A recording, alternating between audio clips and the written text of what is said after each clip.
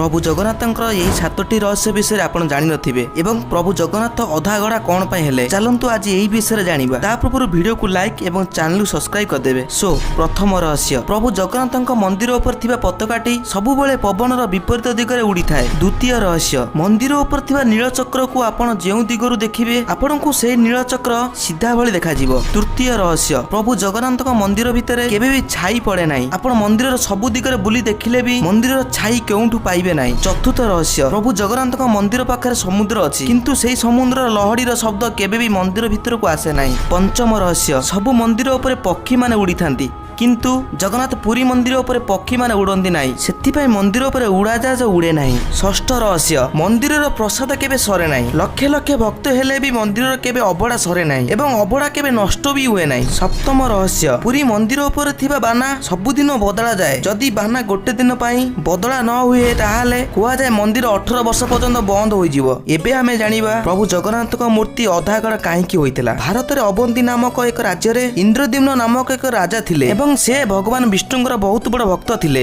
थरे राजांक राजसभा को गोटे ब्राह्मण आसिले। राज्यसभा को आसी कहिले जे हे राजा ओडिसा रे भगवान विष्णुଙ୍କ भव्य रूप नीलमाधव नाम रे पूजा पाउछंती। एहा सुनी राजा ओडिसा चारि दिग को तार सैन्य मान को पठेइथिले किंतु बहुत दिन बीती गला परे भी प्रभु नीलमाधवଙ୍କ संधान केही भी पाई नथिले। तापर राजा बहुत भांगी पड़िथिले। तापर प्रभु नीलमाधव राजांको शून्यवाणी रे कहिथिले जे हे इंद्रद्युम्न समुद्र कूल रे गोटे दारू भासुची तू जा से दारू को आनी मोर मूर्ति तैयारी करिवु। तापर राजा इंद्रद्युम्न से दारू को नहीं आसीथिले एवं मूर्ति तैयारी करिया पई राजा बहुत महाराणा को खोजिथिले किंतु थरे प्रभु विश्वकर्मा गोटे ब्राह्मण वेश रे आसी राजा को अनुरोध करिथिले जे प्रभु जगन्नाथक मूर्ति मु निर्माण करिवि बोली। तापर राजा इंद्रद्युम्न राजी होई जाइथिले किंतु प्रभु विश्वकर्मांकर गोटे शर्त थिला मु मूर्ति निर्माण कला बेले द्वार को बंद करी मूर्ति निर्माण करिवि एवं सेही द्वार को केबे भी आपण खोलिबे नाही। जदि आपण एहा करंती ताहाले मु मूर्ति निर्माण सेउडु बंद करि देबी। एही सब कथा कहिसला परे प्रभु विश्वकर्मा मूर्ति तैयारी करिबा आरंभ करिदेले। एमती 15 दिन बीती गला परे थरे राजा एवं रानी भ्रमण करिया पई सेही द्वार पाखु आसिले किंतु सेही गृह भितर कोनोसी शब्द भी आसु नथिला। एहा देखि रानी बहुत चिंतित होई गले एवं राजा इंद्रद्युम्न को कहिले जे तुमे जाय से द्वार खोली देखो कोन होईची। किंतु राजा कहिथिले जे मु गोटे शर्त रखिथिले 21 दिन पर्यंत से कबाट को मु खोलिबि नाही एवं सेही मूर्ति महाराणा को डाकिबि नाही। किंतु रानी बहुत जिद्दी धरिथिले एवं कहिथिले तुमे जाओ से कबाट खोलिबो। तापर राजा इंद्रद्युम्न बाध्य होई सेही कबाट को खोली देइथिले एवं खोलिला पर देखिले जे सेठी आ प्रभु विश्वकर्मा नाहांती एवं प्रभु जगन्नाथ मूर्ति अधा गड़ा होई रहिछि। तापर संगे संगे शून्यवाणी होइतिला जे प्रभु एही अवस्था रे कली जुग रे पूजा पाइबे किंतु प्रभु जगन्नाथंकर मूर्ति अधा गड़ार कारण हेउछि जे